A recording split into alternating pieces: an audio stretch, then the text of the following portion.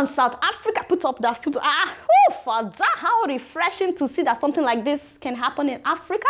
Ladies and gentlemen, former president of South Africa, Jacob Zuma, was docked last week for corruption allegation charges. How many corruption? Father, now only you are come. Anyway, so this is why he didn't want to step down as a president, because he knew that a day like this would come. By the way, this was a man that was honored with a giant statue in Nigeria. Where is Governor Okorocha, by the way, at a time like this? This is where you know your friend. Shouldn't he be docked with Jacob Zuma? Shouldn't he be in the courtroom where they were about to judge his hero, so he can see what awaits him as well? Anyway, yeah, people.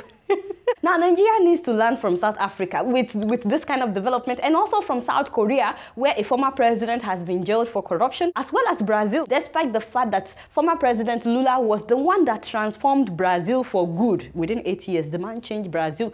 They just jailed him for corruption. This is what I'm talking about. You see, in Nigeria, we're still celebrating criminals.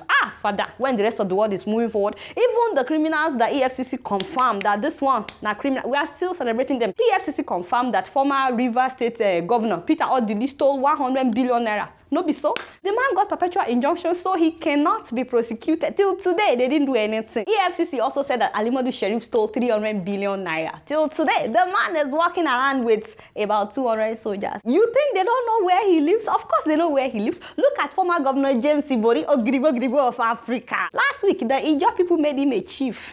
How much did he steal? $250 million. You see what I'm saying? We celebrate criminals in Nigeria. Meanwhile, our president came in with the promise of fighting corruption.